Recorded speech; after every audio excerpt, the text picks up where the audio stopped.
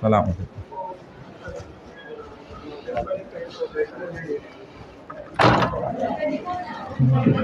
सलाम अलैकुम।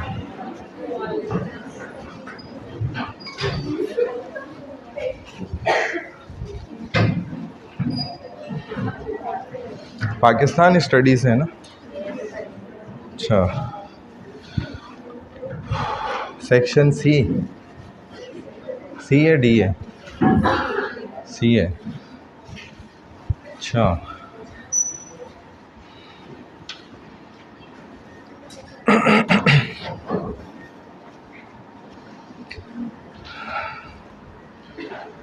अच्छा देखें, बिस्मिल्लाहिर्रहमानिर्रहीम।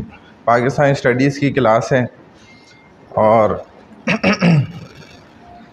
थोड़ा सा क्लास को मैनेज कर लेना।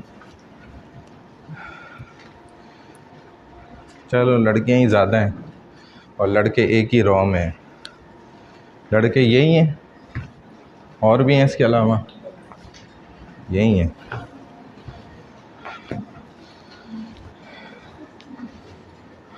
अच्छा जी,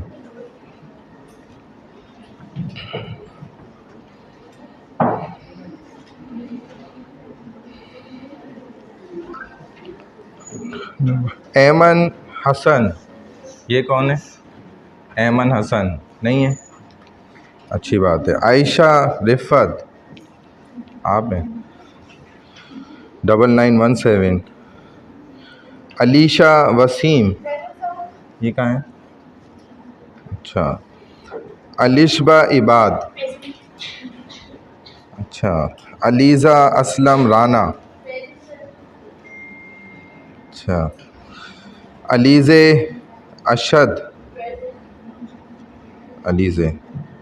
आमना बतूल, अच्छा। अनाब अली, अनाब आप हैं? ये क्या मतलब है अनाब का?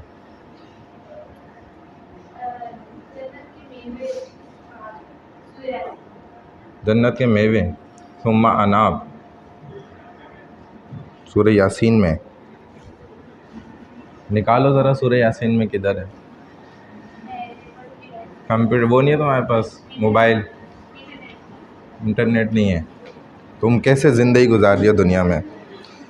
तुम्हारी सांस ही नहीं चल रही, बग़ैर सांस के तुम ज़िंदगी गुजार रही हो। अनमता तारिक, ये आप हैं? ये वो सूरह फातिहा वाला ही अनमता है? ये किसने देखकर नाम रखा है? वालिदा ने? मतलब कुरान से ही देखा था? अच्छा, ठीक है भाई। अनस निसार, आप हैं? अनस के क्या माने? सर्च भी नहीं करे आपने? इरादा भी नहीं, करोगे भी नहीं कभी ना? हाँ, ज़िंदगी में गलती नहीं करना। अच्छा, अरसलान ख़ान जुनेजो, ये नहीं आया? नहीं है ना अरसलान? अनस निसार, अरसलान ख़ान जुनेजो, ये भी नहीं है। अनस तो आप हैं, सही है। असदुल्ला ख़ान, हाँ, असदुल्ला थोड़ा बेहतरीन नाम है ना ये। असदुल्ला तो आपको पता ही होगा, क्या पता है? हाँ, असदुल्ला। लेकिन शेर की दाढ़ी भी होती है। ये पहला शेर हम देख रहे हैं जो बग़ैर दाढ़ी वाला है। और शेर जो है ना, वो शेरनी से लड़ता भी नहीं है। ये आपको पता है? कभी आपने लड़ाई देखी है? नहीं देखी ना, क्योंकि लड़ता ही नहीं है, वो शेर होता है ना। इसीलिए नबी अलैहिस्सलाम ने भी फरमाया कि जो शरीफ आदमी होता है ना, वो अपनी बीवी से डरता है। और जो डरा के रखता है वो बदमाश आदमी होता है, डरा के रखता है। असील, ये हमज़ा के बाद सीन है, स्वाद है उर्दू में। असील, इसके क्या माने है? शाम का वक्त। तुम लोगों ने माशाल्लाह नाम रखे हैं, या तुम्हारे चलो बड़ों ने रखे हैं, फिर तुम्हें अभी तक अकल तो आ गई होगी ना, तो तुम्हें तलाश करना चाहिए मेरा नाम जो है वो क्या है और उसका माना क्या है, क्योंकि नाम का बड़ा असर पड़ता है इंसान के ऊपर। तो देखो इसको ना, ये माना नहीं है। अतिया अज़ीज़, आप हैं? अतिया तोहफ़ा जो है वही वाला अतिया। आयशा खालिद, ये कहाँ है? आप हैं। बतूल फातिमा, अच्छा माशा। बुशरा मुस्तफ़ा, बुशरा बीबी, इधर तो बुशरा मुस्तफ़ा है 12766, वो वाली कह रही है प्रेजेंट। आप हैं? बुशरा मुस्तफ़ा, शुक्र है नाम अलग हैं सबके। बुशरा परवीन, हाँ बुशरा परवीन ना। ईमान, हाँ ईमान नाम, ये तो अब पता नहीं आप ईमान मुफस्सल हैं या ईमान मुजम्मल हैं, कौन सा वाला ईमान है। ईमान नाम तो ये बस क्या मैं बोलूँ। अब आपका नाम है फरीहा अहमद, फरीहा खुश रहने वाली। हुदा अनीस, हुदा हुदल लिल मुत्तकीन। काशफ कलीम, काशफ कौन है? कशफ, कशफ आई नहीं है, अच्छी बात है। कशफ मुग़ल, ये भी नहीं आई, और अच्छी बात। लाइबा महमूद, ये कौन सी वाली है? लाइबा महमूद आई नहीं। फैशन डिज़ाइनिंग वालों का।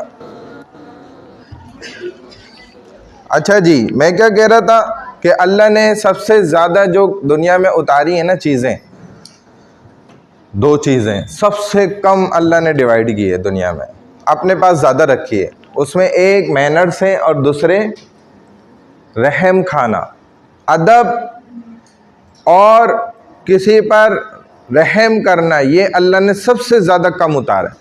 तो बाय बर्थ अगर किसी को आदाब मिल जाए ना तो ये भाई बहुत खुश नसीब इंसान है। तो हम मुसलमानों के तरीके क्या हैं, हमने भुला दिए, गैरों के तरीके पे हम चल पड़े, तब हमारी जो है ना बस बेड़ा गर्क शुरू हुआ है, तब से ही शुरू हो गया है। अगर हम अपने तरीक़ों पे वापस आ जाएंगे ना तो हम दुनिया में भी कामयाब हैं, मरने के बाद भी कामयाब हैं, ठीक है ना। तो अच्छा, ये आपने क्या नाम बताया था अपना? सीनिया, जीनिया। एक तो जीनिया है, दूसरी सुहानी है, और तीसरी जो है ज़ारा।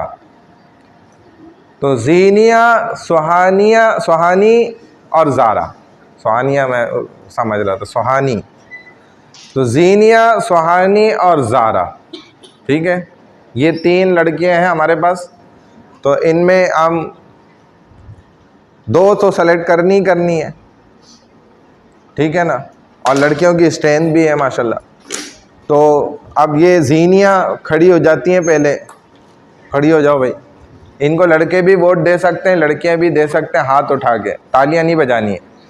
चले भाई, तालियों से सिस्टम कहीं और चला जाता है। चलो भाई, इनका बताओ जीनिया, इसको कौन कौन सीआर बनवाना चाहते हैं? 2 4 6 8 9 10 11 12। सही नहीं है ये? बैठ जाओ जीनिया, है तो तुमने लग रहा है पढ़े लिए मैं। सुहानी, तुम खड़ी हो जाओ। हाँ भाई, सुहानी को कौन वोट करता है? 2 3 4 5 6 7 8। और इसको या तो जानते ही नहीं है सब, नहीं जानते हो? तो इसीलिए तो मैं जान पहचान करा रहा हूँ ना, देखो तो उसकी तरफ कम से कम थोड़ा सा। लड़कियाँ देख लें, लड़के ना देखें, मुझे कोई मसला नहीं, कम से कम लड़कियाँ देख लें। तो चलो बैठ जाओ स्वानी, शाज, वो क्या नाम बताया था? हाँ, इनके कुछ नहीं होता, आप खड़े हो जाओ ताकि ये थोड़ा सा लड़कियां आपको देख लें और वोट दे दें। इनको कौन चाहता है ये सीआर बन जाए? 2 4 5 6 7 8 9 10 11 12 13, हाँ ये तो बन गई पक्की, बैठ जाओ। लेकिन ये चूँकि मुझे लग रही है शरीफ है ना, तो इसके साथ थोड़ी ऐसा भी होता है ना, पॉजिटिव नेगेटिव, फिर करंट सही आता है। तो बैलेंस करना, इसका मतलब है बैलेंस रखना। क्लास को चूँकि हमने, सारे तो नहीं शरीफ होते ना क्लास में भी, थोड़े से दूसरे भी होते हैं, तो दूसरी हम इन्हीं को बना देते हैं इनके साथ, ठीक है। आप दोनों सीआर हो जाएंगी और एक ये लड़का, कौन दोनों? एक जो ये खड़ी हुई थी, खड़ी हो जाओ एक दफ़ा, आप भी खड़ी हो जाओ, जीनिया और ये, ठीक है, दोनों हो गई। और ये लड़का यहाँ से, आप भी खड़े हो जाओ थोड़ा सा, लड़के आपको देख लेना, ठीक है। तो ये 3 बंदे हो गए हमारे पास, बंदे और बंदियां। और ये नंबर है,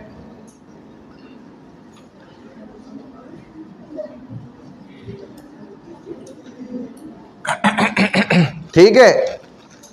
तो ये आप ऐसा कर लो, इससे अभी ग्रुप बनाओ व्हाट्सएप पे, और उस पर लिख दो पाकिस्तान स्टडीज़ अला बला शला, जो लिखना है ना, AIFD वगैरह, वो लिख के, और फिर इन दोनों का नंबर भी लेना है। आप दोनों अपना जौन सा नंबर व्हाट्सएप पे ऐड कराना चाहते हो ना, वो लिख के ना दे दो, मैं इसको दे देता हूँ। तो ये ऐड करके आप दोनों को भी और मुझे भी एडमिन वगैरह जो होता है बना लेंगे, ठीक है।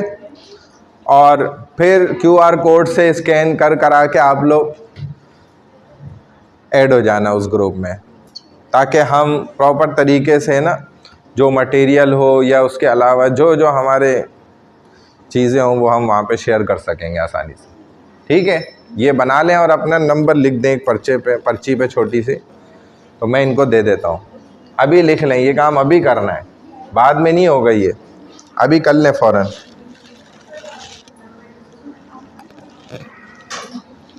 कर लें ये काम, जब तक मैं ये एक काम छोटा सा कर रहा हूँ।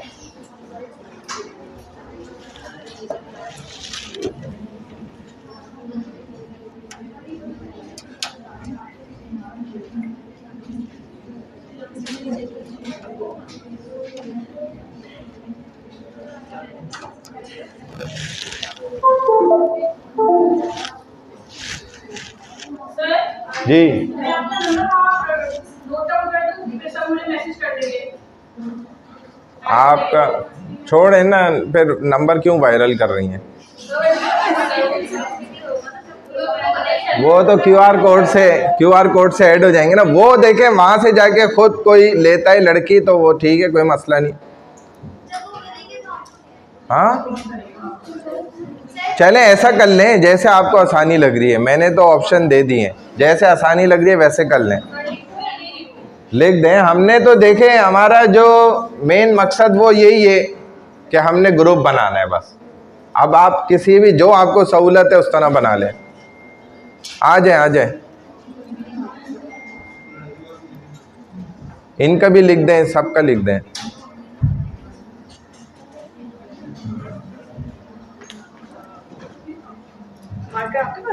मार कर ये रहा।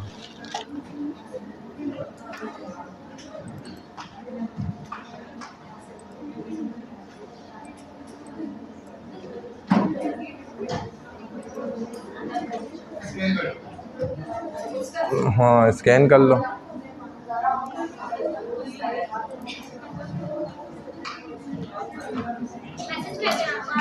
जी, मैसेज कर दें, स्पैड हो जाएंगे सब।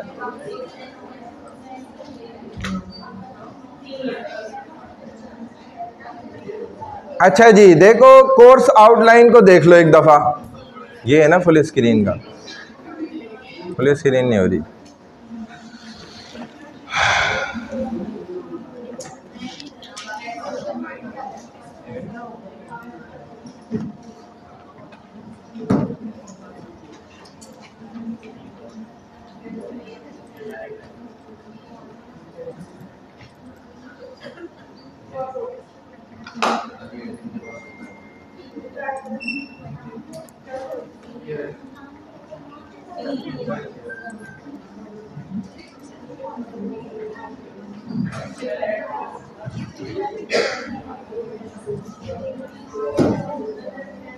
क्या मसला है, आया नहीं इधर।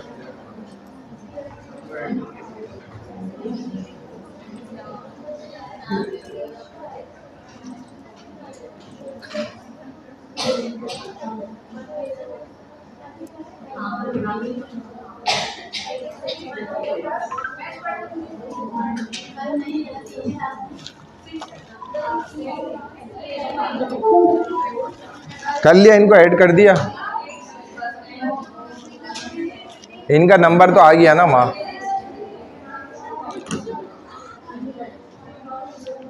ठीक है भाई, सब स्टूडेंट्स ऐड हो जाएंगे ना।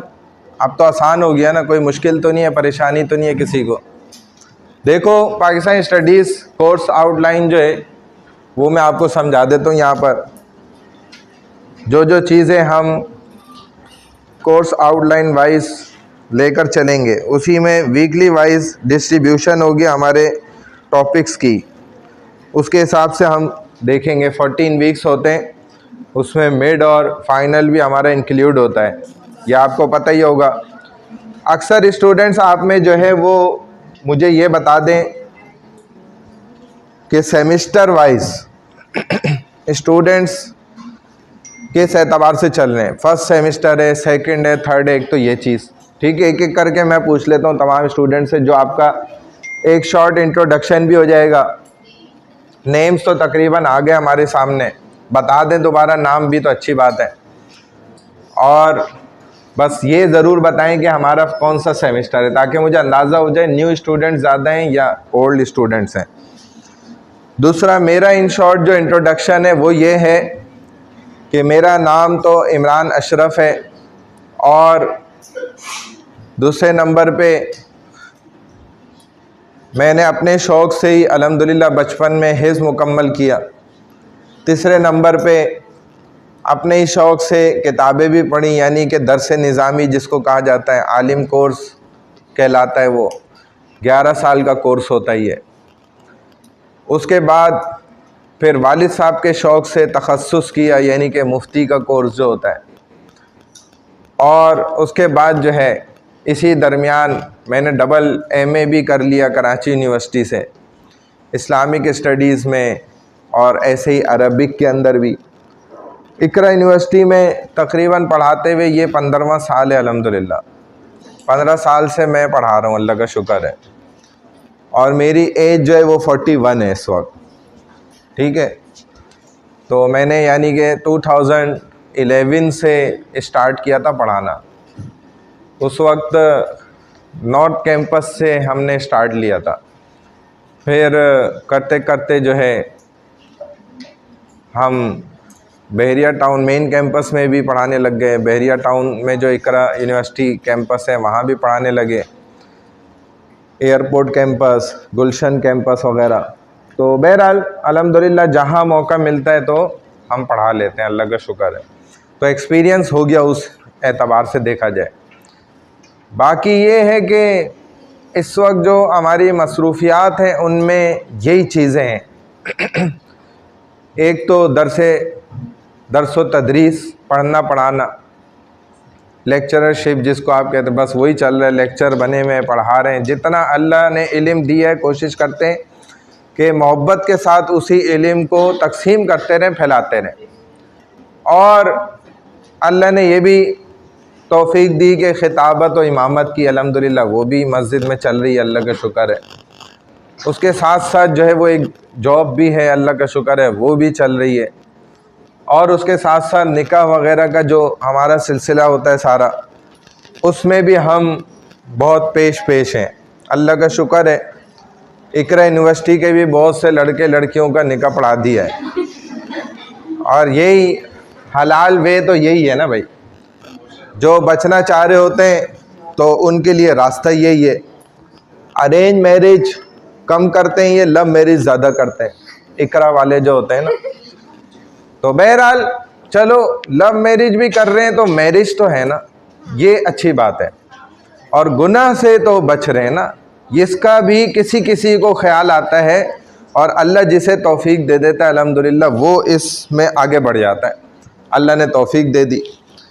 तो ये तो मेरा इन शॉर्ट जो है ना बस इंट्रोडक्शन था, ठीक है। अब आप स्टूडेंट्स अपना इंट्रोडक्शन इन शॉर्ट बता दें, नाम बताएं अपना, उसके साथ सेमेस्टर ज़रूर बताएं ताकि मुझे अंदाज़ा हो जाए कि हमारे पास ज़्यादा न्यू स्टूडेंट्स हैं और ओल्ड भी हैं, किस कैटेगरी के स्टूडेंट्स हैं, ठीक है। तो राइट हैंड साइड ये यहाँ से शुरू हो जाए बताना, थोड़ा आवाज़ से बताएंगे तो फिर सबको आवाज़ पहुँचेगी और सब ज़रा गौर से सुनेंगे भी और आप लोग सुने भी, अहमियत दिया करें अगले को ताकि आपको भी मिले अहमियत। हाँ जी। My name is Dom and I'm in first semester fashion marketing and merchandising. चलें, फ्रेश है माशाल्लाह। चलें नेक्स्ट। सेवेंथ सेमेस्टर और टेक्सटाइल डिजाइनिंग। माशाल्लाह ज़बरदस्त। चलें भाई आगे, चलें आगे। Ayesha refer textile designing 7th semester, अच्छा माशाल्लाह। चलें भाई, सही, ज़बरदस्त, ठीक है जी। हाँ जी, माशाल्लाह। 8th सेमेस्टर है भाई, लास्ट। तो तुम्हें तो सीआर के लिए क्यों नहीं हाथ खड़ा किया तुमने? चलो आगे, चलो माशाल्लाह। फैशन डिज़ाइनिंग, सही, माशाल्लाह, ठीक है। 2nd सेमेस्टर, हाँ जी। ओ 2nd सेमेस्टर, ये कौन सा सेमेस्टर है? चलो उसके साथ वाली, हाँ हाँ भाई माशाल्लाह। ये तो तुम आपका तो कंप्लीट होने वाला है, बस सेमेस्टर लास्ट चल रहा है। माशाल्लाह, सही, अच्छा जी। हाँ जी, 2nd सेमेस्टर, अच्छा अच्छा, और से सुनो, हाँ चलें आगे। लास्ट सेमेस्टर है माशाल्लाह। चलें भाई, अच्छा चलें अब यहाँ से शुरू कर लें। सेमेस्टर वाइज क्या? फर्स्ट सेमेस्टर, चलें, सही माशाल्लाह। हाँ जी, नहीं मैं हाँ बोले भाई, सही है। फर्स्ट सेमेस्टर, हाँ चलें, बताएं। फर्स्ट सेमेस्टर और टेक्सटाइल, इनका भी बताएं। ये फैशन डिजाइनिंग है, फर्स्ट सेमेस्टर। अच्छा सही, अच्छा आगे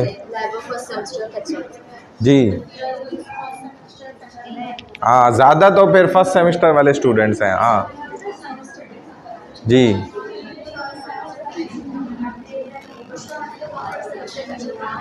सही, 2nd सेमेस्टर, फर्स्ट, चलें जी। खामोश हो गए तो आवाज़ आएगी ना जी। हाँ जी,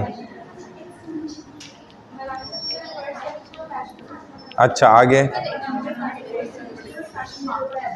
फैशन मार्केटिंग, हाँ चलें, सही, आगे नेक्स्ट, आगे, सही, आगे, हाँ चलें नेक्स्ट, ठीक है, उनके पीछे वाली, हाँ चलें भाई, सही है, फिर हमने सही बनाया, हाँ चलो हाँ चलो,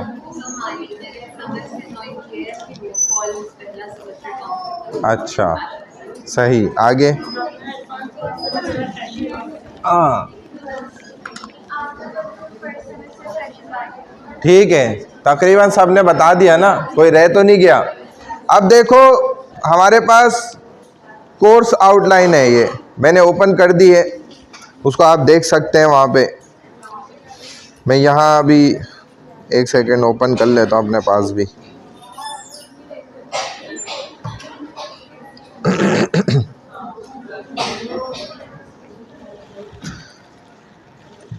देखो कोर्स आउटलाइन में जो आपके पास कोर्स ऑब्जेक्टिव्स हैं ना, knowledge and understanding, having successfully completed the course you will be able to demonstrate knowledge and understanding of history of Muslim society, demand for separate country और होमलैंड, फाउंडेशन ऑफ पाकिस्तान, जो पाकिस्तान के बुनियादी मकासद थे जिनको हम pillars of Pakistan भी कहते हैं in other words, roles of great leaders in making Pakistan, constitutional development, economy of Pakistan. नज़र आ रहे हैं ना आप लोगों को, छोटा तो लिखा हुआ है, इसको देख लेते हैं अगर जूम हो जाए यहाँ से, ठीक है।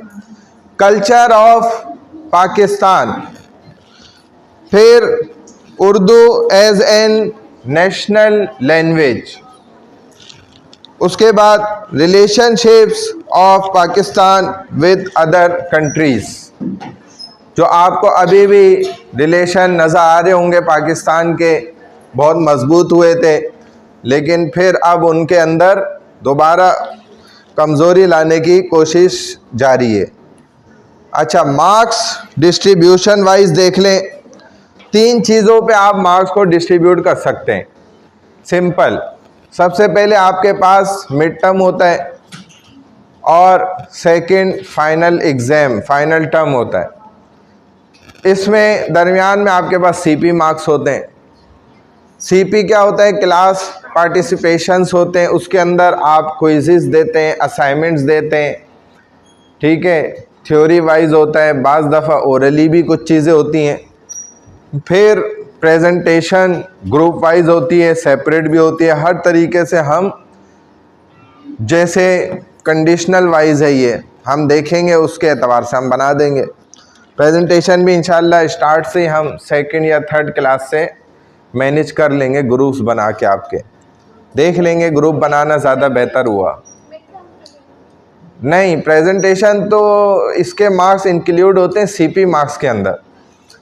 टोटल जो आपका मिड टर्म होता है ये 25 मार्क्स है, 25 से 30 होता है, हम 25 ही रखते हैं।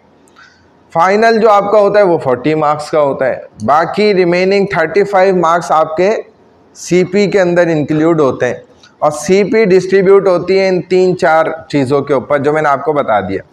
क्विज़ेस का ऐसा होता है कि वो विदाउट इंटीमेशन ही आपसे बिल्कुल फौरी तौर पे इन एमरजेंसी केस ही लिया जाता है बग़ैर बताए। ये आपके कोर्स आउटलाइन में भी यहाँ पर मेंशन है, टेक्स्ट लिखा हुआ है।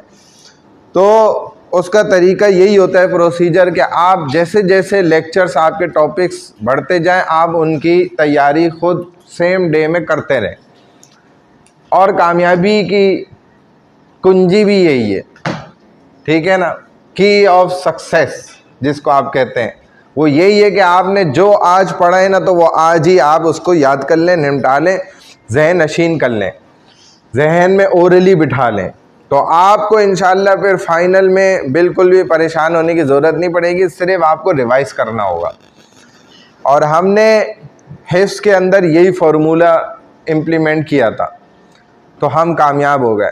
वरना हिफ्ज़ के अंदर बहुत मार लगती है, मौला बख्श होता है ना, उसका बहुत ज़्यादा इस्तेमाल होता है, और वो ज़रूरी भी होता है, क्योंकि आपको अपने वही टीचर ज़्यादा ज़िंदगी भर याद रहते हैं जिन्होंने आप पर सख्ती की होती है। जिन्होंने नरमी से और मोहब्बत से पढ़ाया होता है उसको याद भी नहीं रखते ज़्यादा, क्योंकि सख्ती वाला टीचर जो है ना वो आपको कुछ करवा जाता है, और सख्ती ज़रूरी है इल्म के सीखने में। जैसे रसूल सल्लल्लाहु अलैहि वसल्लम पे जिब्राइल ने सख्ती की थी, आपको आके दबोचा था, गले लगाया और सही से दबाया था। इस कदर दबाया था कि नबी अलैहिस्सलाम के पसीने आ गए थे, पसीने छूट गए थे। और पसीने इतनी आसानी से इंसान के नहीं छूटते, कुछ उसके साथ सख्त हो मामला तो फिर पसीने आते हैं। तो वो दबाने का मकसद ही यही था, उनको इतना ज़्यादा सख्ती के साथ कि अब आप इल्म सीखने जा रहे हैं तो इसीलिए आपको अब सख्ती बर्दाश्त करनी पड़ेगी। अगर सख्ती बर्दाश्त नहीं करेंगे तो फिर इल्म भी नहीं सीख सकते, ये बात हकीकत है। तो अगर आप टीचर की, उस्ताद की कड़वी, कसेली और सख्ती को बर्दाश्त कर लेंगे तो आप बेहतरीन ज़बरदस्त स्टूडेंट बन के निकलेंगे। और अगर नहीं करेंगे तो फिर आप अच्छे तालिब इल्म भी नहीं बन सकते, अच्छा इंसान तो बहुत दूर की बात है। तो ये समझने वाली चीज़ें होती हैं, ये बहुत ज़रूरी चीज़ें हैं। नबी अलैहिस्सलाम ने भी ये सख्ती बर्दाश्त की है। तो फिर दबा के उन्होंने छोड़ा और कहा कि या रसूल अल्लाह इक़रा। तो नबी अलैहिस्सलाम ने आगे से क्या फरमाया कि मा अना बिक़ारिइन, कि मैं तो पढ़ा लिखा नहीं हूँ, मैं कैसे पढ़ूँ। हालांकि एक हमारा छोटा सा बच्चा भी हो ना, उसको भी आप बोलेंगे ना बेटा बोलो अलिफ, तो चूँकि आपने उसको बोल के दिखाया है ना, प्रोनाउंस कर लिया आपने, तो वो सुन के बोल सकता है कि भाई अलिफ। नहीं समझ आई बात। लेकिन नबी क्या फरमा रहे हैं, उनको लफ्ज़ बता रहे हैं जिब्राइल कि आपने ये पढ़ना है। ऐसा नहीं है कि वो नहीं बता रहे वर्ड तो वो बता रहे हैं इक़रा, ये पढ़ना है। या रसूल अल्लाह आपने इसमें कौन सा hard and tough rocket science, कुछ भी नहीं है इसमें, तो आप बोले इक़रा। लेकिन नबी अलैहिस्सलाम आगे से 3 दफ़ा आपने क्या फरमाया है कि मैं पढ़ा लिखा नहीं हूँ। यूँ आप समझाने के लिए लफ्ज़ इस्तेमाल कर रहा हूँ कि आप ऐसे कह रहे हैं कि मैं जट जाहिल हूँ, समझाने के लिए लफ्ज़ इस्तेमाल कर रहा हूँ कि आप यूँ बावर करा रहे हैं, यूँ समझाना चाह रहे हैं अगले को। लेकिन ये क्यों कहा आपने, असल पॉइंट की बात तो ये है ना। तो ये इसलिए कहा कि ताकि बाद में आने वाले इंसान क़यामत तक जो आएंगे ना, उनको ये बात पता लग जाए कि वो जब तक अपने आप को जाहिल पहले तस्लीम नहीं कर लेंगे, ना पढ़ा लिखा, ना समझ और मुझे कुछ भी नहीं आता, जब तक इस बात को एक्सेप्ट नहीं करेंगे तब तक उन्हें इल्म आएगा ही नहीं। क्योंकि इल्म की एक बड़ी पॉइंट की बात यही है, पहचान यही है कि वो इंसान को छोटा बना देता है, बड़ा नहीं बनाता। ये तो लोग जो कहते हैं कि बड़ा बना दिया वो कहेंगे, लेकिन आप अपने आप को अंदर से क्या कहेंगे कि मैं छोटा हो गया। पहले मैं बड़ा था, इल्म मुझे मिला तो मैं छोटा बन गया, मैं छोटा हो गया। इल्म यही सिखाता है कि इंसान के अंदर क्या आ जाती है, तवाज़ो इनकिसारी, वो झुक जाता है। और आपको पता है कि वही शाख झुकती है जिससे फल होता है, पत्थर भी वहीं पड़ते हैं। तो इनकिसारी और आजिज़ी आ जाती है इंसान के अंदर। शैतान में नहीं आई। शैतान ने क्या बोला कि मैं आग से बना हूँ, मैं नारी हूँ, और ये क्या है, नूरी है। ये तो बशरी है, मट्टी से बना हुआ है। आग तो ऊपर जाती है और मट्टी तो नीचे गिरती है, और मैं तो रोशनी करने वाला हूँ, ये तो मट्टी अंधेरा करने वाली है, छनछनाती गंदी मट्टी। आग से तो लोग फ़ायदा उठाते हैं, मट्टी का क्या काम है, क्या फ़ायदा है। तो वो इस बात को, पॉइंट को भूल गया यहाँ के अल्लाह ऊपर जाने वाली चीज़ को ही तो पसंद नहीं करते। अल्लाह किसको पसंद करते हैं, झुकने वाली चीज़ को। तो आदम यही तो अल्लाह शैतान को समझाना चाह रहे थे, वो यही पॉइंट नहीं समझा और तकब्बुर कर गया। तो फिर क्या हुआ उसका आप जानते हैं अच्छी तरह। तो यही आपको ना, हर सब्जेक्ट कोई भी हो ना टीचर, उसके सब्जेक्ट को समझने के लिए आपको पहले टीचर का अदब करना पड़ेगा, मैनर्स के साथ ये सीखने पड़ेंगे, आदाब जो है ना। और ये सिर्फ उस्ताद का नहीं है, आपके वालिदैन का भी है। आपसे जो छोटे हैं उनका भी अलग अदब होता है, रहम होता है। तो ये इंसान को अपने अंदर पैदा करना पड़ता है, फिर वो कामयाब है। बहरहाल जी, फ़ैन ऑन करना है, करवा तो नहीं देता, मैं कर देता हूँ। अब मैं क्या उधर जाऊँगा, बटन इधर लगा हुआ है ना, उधर जाऊँगा, अटेंडेंट को बुलाऊँगा, फिर वो आएगा। लेकिन फ़ैन चल भी जाए ना, ये तो अगर तुमने फ़ीस पूरी दी है तो नहीं चलते, चल जाते हैं। उधर वाला क्यों नहीं चला? वो तो हिला है। हाँ, फीस तो हमने माशाल्लाह सही दी है। अच्छा भाई तो अब इसके अंदर क्या है, क्विज़ेस भी होंगे, प्रेजेंटेशन भी है और असाइनमेंट्स भी होंगे इंशाल्लाह। इस तरीके से आपके 100 मार्क्स हो गए, मिड के 25, सीपी के 35 और फाइनल के 40 हो गए। तो असाइनमेंट के लिए आपने क्या करना है, हैंड रिटन असाइनमेंट सबमिट करना होता है बिफोर अ वीक, यानी 1 वीक का टाइम आमतौर पे आपको दिया जाता है, 1 हफ्ते का टाइम। और कोई लंबे चौड़े असाइनमेंट नहीं आपने तैयार करने होते कि जी 15 से 20 सफ़ों का आपने लिखना है, बस 2-3 सफ़ों का होता है मुश्किल से। इन शॉर्ट लिखना होता है, टू द पॉइंट लिखना होता है बस। और कैसे लिखना होता है, देख कर नहीं लिखना होता, ना ही आपने AI की मदद से लिखना है, ना ही आपने गूगल से देखकर कॉपी पेस्ट करना है। गूगल से देखकर भी आपने हाथ से नहीं लिखना है, बल्कि आपने कैसे लिखना होगा, तो उसके लिए मैं आपको पॉइंट रेफ़र कर देता हूं कि आप स्लाइड्स से मदद लें। दूसरे नंबर पे जो रेफरेंस बुक्स अभी बता रहा हूं आपको, उनसे मदद लें। तो हमें एक नज़र में पता चलता है कि स्टूडेंट ने बुक को देखा है नहीं देखा है, कहाँ से इसने असाइनमेंट लिखा है।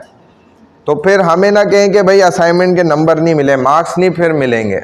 आपने तो दे दिया, सबमिट कर दिया, हो गया बस, ठीक है, लेकिन मार्क्स नहीं आएंगे तो उस पर हमें कुछ ना कहें कि हमें मार्क्स क्यों नहीं मिले। तो वो आपकी मिस्टेक होगी, अगर आप ऐसा करेंगे ना तो पकड़ी जाएगी। तो इसीलिए बुक्स को ज़रूर देखना है, और ऐसे ही आपने इन स्लाइड्स को भी देखना है जो हम आपको शेयर करेंगे, क्लास में भी पढ़ाएंगे उन्हीं पे। तो ये उसके लिए ज़रूरी है। एटलीस्ट जो है वो 3 क्विज़ेस हैं और 3 असाइनमेंट्स हैं हमारे पास, ठीक है ना, जो हम इस सेमेस्टर में आपको करने के लिए देते हैं। रिकमेंडेड बुक्स जो हैं वो आप देख लें, PS Pakistan studies by professor Abdul Latif, a comprehensive book by Mohammad Ikram Rabbani, a textbook of PS by Sheikh Mohammad Rafiq. ये तीनों बुक्स आपको यहाँ पर लाइब्रेरी में बड़ी आसानी से मिल जाएंगी। मेरा नहीं ख्याल कि कोई बुक यहाँ पे आपको ना मिले, और बड़ी तादाद में जितना मुझे नॉलेज है रखी हुई है यहाँ, ठीक है स्टूडेंट्स। तो ये बात हो गई। इसके आप तस्वीर लें ना लें कोई फ़र्क नहीं पड़ता, ये हम अभी आपको ग्रुप पे भी शेयर कर देंगे। समझ आ गई? कोर्स आउटलाइन सिंपल है, कोई इसमें ज़्यादा, आप आगे आ जाएं थोड़ा सा।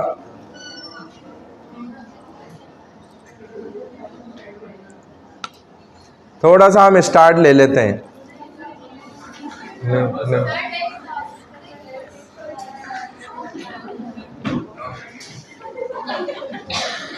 इसी का तो मुझे इंतज़ार था, घर वाला माहौल देना है जैसे घर में होता है ना, बस अपनी आपस की मर्ज़ी से जो है ना सब चलता है। तो बहरहाल वैसे ये कहना ना, ये भी बेअदबी है। उस्ताद जो होता है ना, देखो टीचर, वो आपका नुकसान कभी नहीं चाहेगा।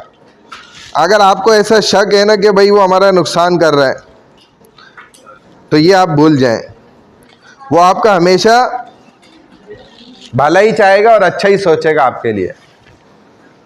और देखो, इंसान की जो सबसे कीमती चीज़ है वो क्या है? इंसान की सबसे कीमती चीज़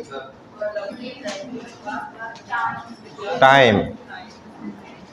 टाइम सबसे मोस्ट इम्पॉर्टेंट हमारी ज़िंदगी का एक हिस्सा है, जुज़ है, जो जुड़ा हुआ है हमारे साथ। और वक्त से ज़्यादा कीमती कोई दूसरी चीज़ नहीं है।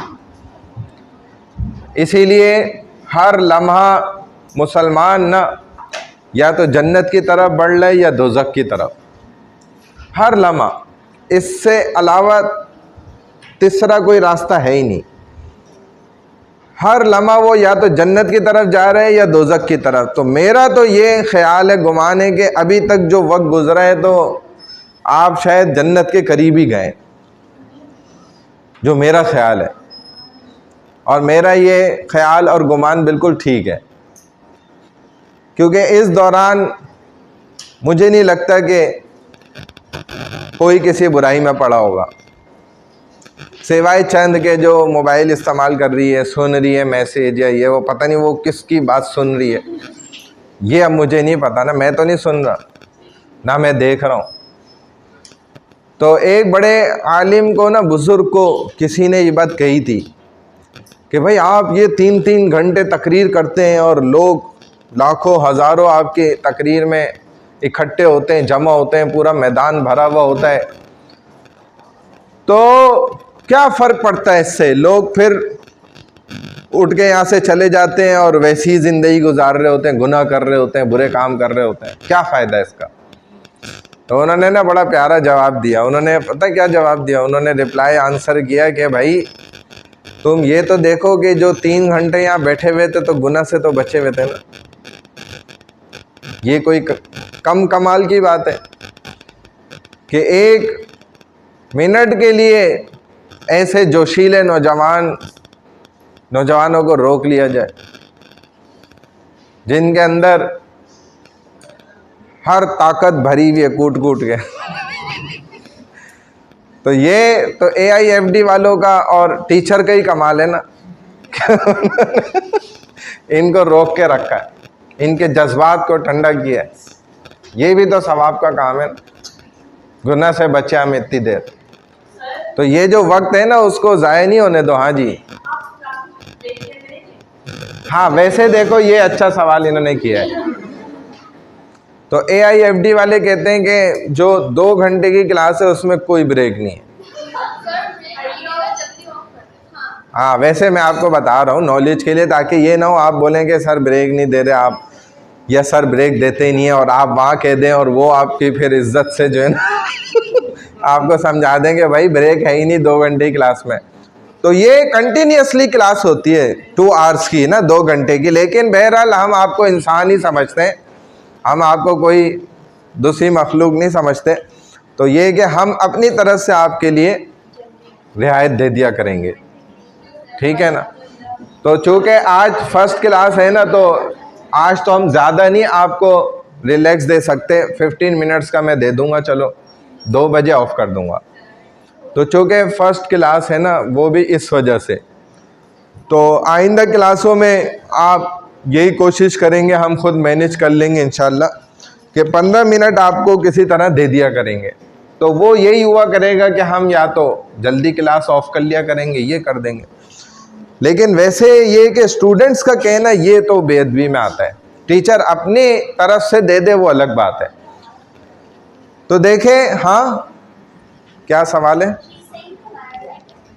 कोई क्वेश्चन करना है किसी ने? कोई सवाल है? अच्छा, तो देखो चैप्टर 1 जो है ना, ये हिस्टोरिकल पर्सपेक्टिव पर है, जिसमें आपको तारीखी हिस्टोरिकल पर्सपेक्टिव बताया जा रहा है, यानी कि तारीख़ के जो तनाजुर कहलाते हैं, मनाजिर जो पहले गुज़र चुके हैं ना हिस्ट्री के अंदर, वो आपको थोड़े से यहाँ पे ये समझा रहे हैं। ये दोबारा करके देखना पड़ेगा। अच्छा, ये स्लाइड की आवाज़ है, लेकिन इतनी आवाज़ तो सही नहीं है। ये आवाज़ किसने डाली? हमने आवाज़ तो नहीं डाली थी। देखो ये स्पीकर है, म्यूट नहीं, तुम लोग सो भी जाते हो कभी कभी, हो सकता है उसके लिए किसी ने डाल दिया। अच्छा, तो मेन टॉपिक्स जो है ना इस हमारे एक स्लाइड के, वो आप देख लें क्या क्या है आपके सामने। कौन स्टूडेंट है आगे वाला जो पढ़ सके? आपकी आवाज़ अच्छी है, थोड़ा सा पढ़ो इसको। जूम करना है या नज़र आ रहा है? दिख रहा है तो पढ़ो। Number 1 is invasion of Britishers in subcontinent. Second is factors leading to the birth of the nation, economic, social and political. Third is the struggle of Pakistan for Pakistan. British innovation. Second, B is the Muslim reform movement. C is the struggle of independence for independence. D is the Pakistan movement. Fourth is aims and objective for the establishment of Pakistan. Five is ideology to nation theory. Sir Sayyid Ahmad Khan, Allama Dr. Muhammad Iqbal, Qaid-e-Azam Mohammad Ali Jinnah of Pakistan, 1849-1947. हाँ देखें, इन्वेशन of Britishers इन सब continent, बरसगीर में जो अंग्रेज़ों का हमला हुआ, सबसे first point. Second, factors leading to the birth of the nation economically, socially and politically. What means के एक कौम की अफजाइश होती है, पैदाइश होती है, वो कौम क्रिएशन कहलाता है, मेकिंग ऑफ अ नेशन। तो वो तीन चीज़ों के ऊपर डिपेंड कर रहा होता है, इकोनॉमिक्स, सोशल एंड पॉलिटिकल। तो सेकंड इस फैक्टर को समझना है।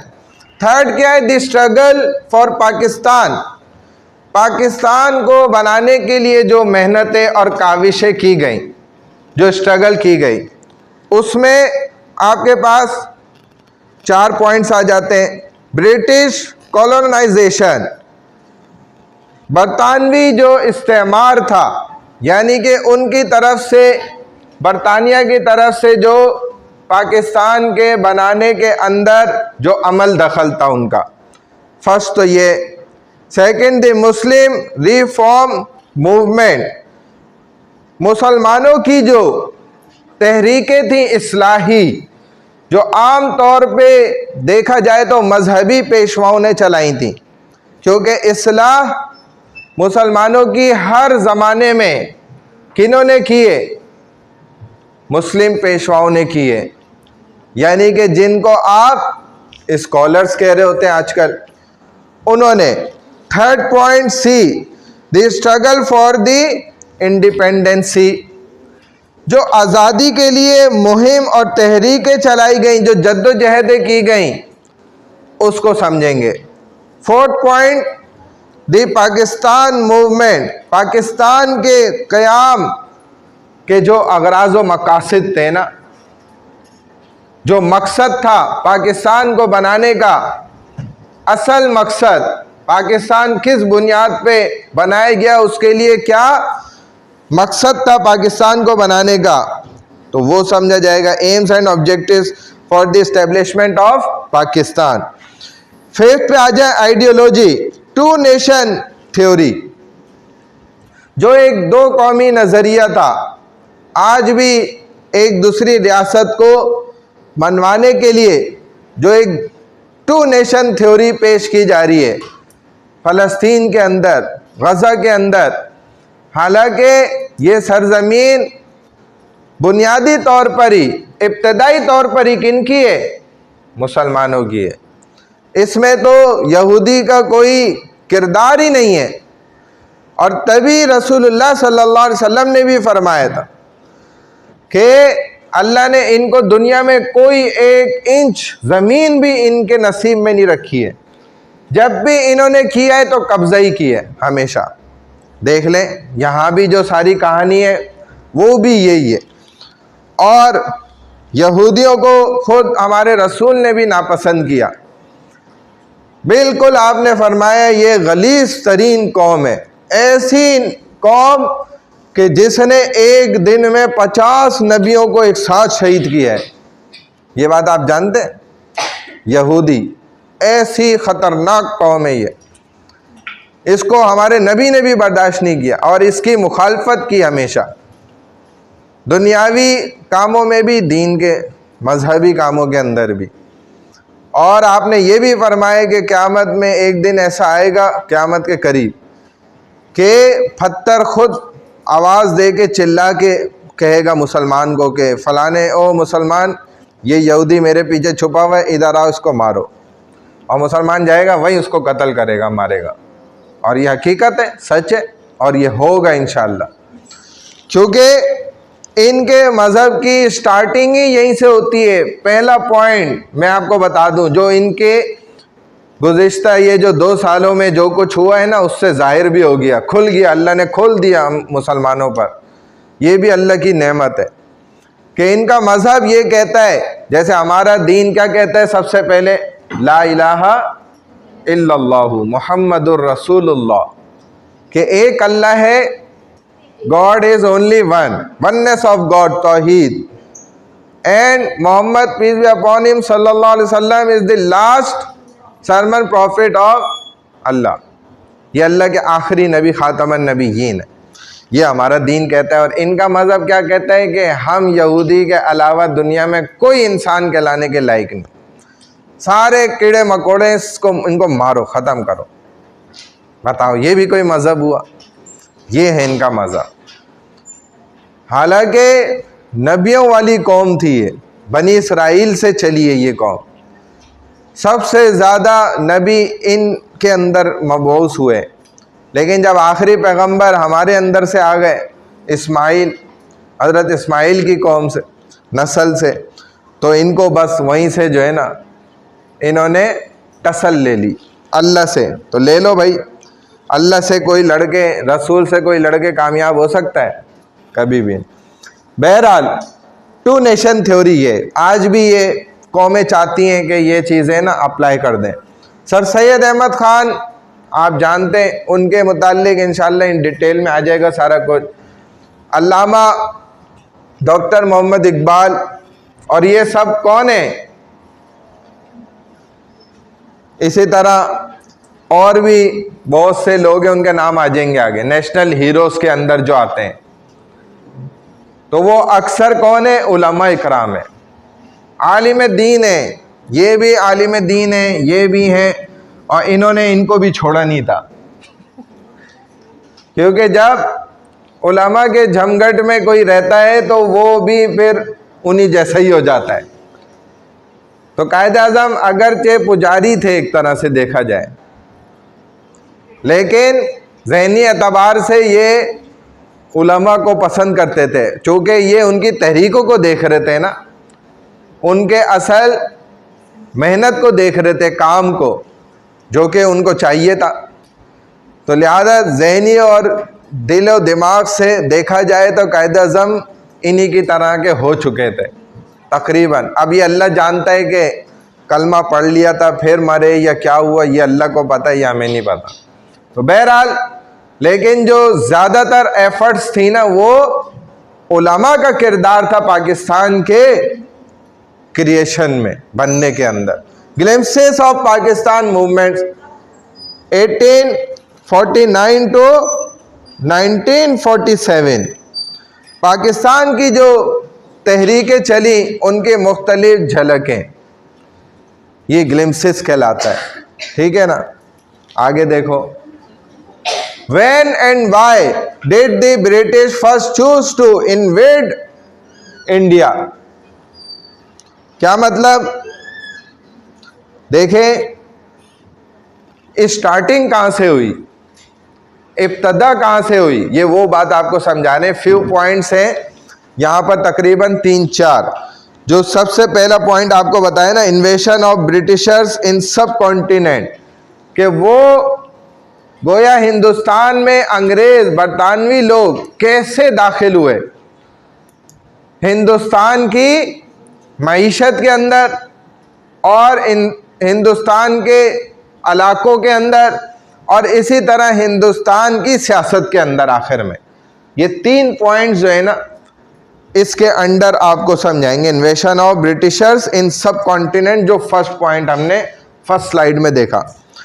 तो कहते हैं, when and why did the British first choose to invade India, अंग्रेजों ने सबसे पहले हिंदुस्तान पर हमला कब और क्यों किया था?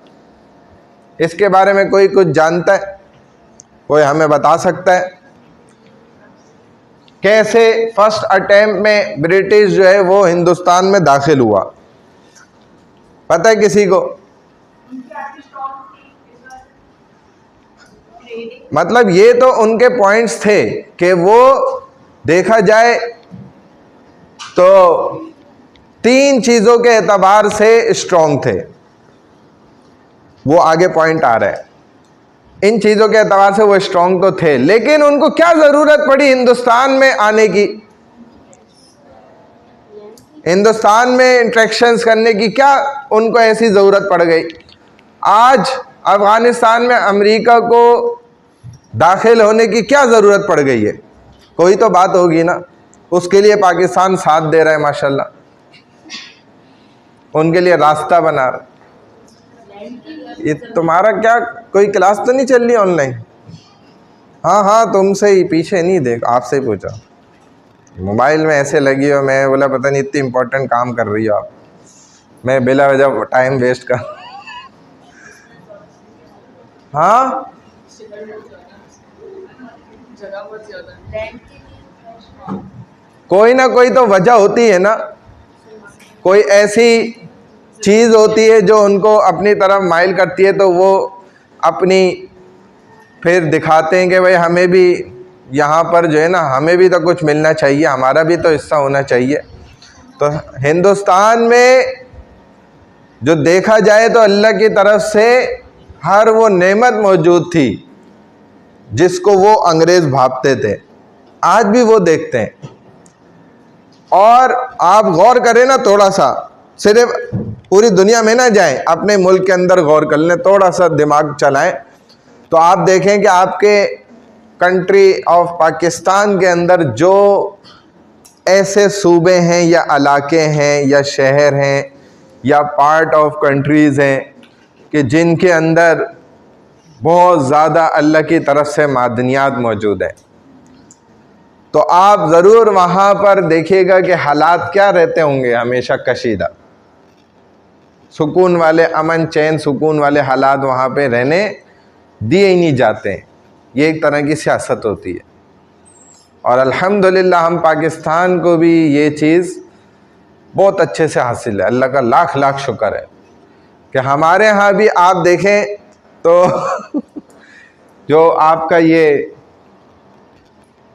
एक बहुत बड़ा सूबा ही है, कौन सा, बलूचिस्तान का, जहाँ पर अल्लाह की कितनी नेमतें छुपी हुई हैं, तो आप देख लें वहाँ का हशर क्या करके रखा जाता है। ये पॉलिसी होती है, ऐसा किया जाता है ज़रूर। हालांकि गौर करें थोड़ा सा, तो हम कराची वाले जितना परसेंटेज टैक्स देते हैं ना, हर चीज़ पर माशाल्लाह हम टैक्स देते हैं, क्योंकि हम तो फ़िरौन की जो कौम थी उससे ज़्यादा बर्दाश्त वाले कौम हम हैं। वो तो फिर भी मूसा ने उनको भगा दिया था ना, निकाल के भागे थे। नहीं पता आपको अपनी हिस्ट्री? किसका मोबाइल बज रहा है? हाँ बंद करो।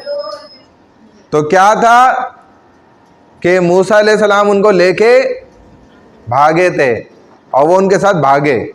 हम तो माशाल्लाह भागना दूर की बात, निकलने को तैयार नहीं है। अल्लाह का लाख लाख शुक्र है, ऐसी बर्दाश्त है हमारे अंदर। कराची वाले जो है ना, तो यहाँ वाले कराची वाले टैक्स भी ठीक ठाक देते हैं, लेकिन बलूचिस्तान में आप देखें किसी चीज़ पर कोई टैक्स नहीं है। जितने का, यानी कि पेट्रोल आप यहाँ पे कितने का लेते हैं? 200 समथिंग है ना, 260 कुछ का। अभी कोई 4-5 रुपये कम करें तो बड़े उस पर वाहवाही चल रही हैं कि जी 5 रुपये 6 रुपये कम हो गए। और बलूचिस्तान में जो ये 128 रुपये का ओरिजिनल रेट है ना इसका, बग़ैर विदाउट एनी टैक्सेस, उतने का ही शहरी डलवाता है, लेकिन वहाँ का नौजवान फिर भी रोता है माशाल्लाह से। ये कमाल की बात है। जिस तरह आपके यहाँ एजुकेशन है बहुत सस्ती है माशाल्लाह, कराची में तो एजुकेशन, आप बस जाएं और आपके लिए तो दाखिला एडमिशन के लिए वेट में खड़े हुए हैं, बस आप आएँ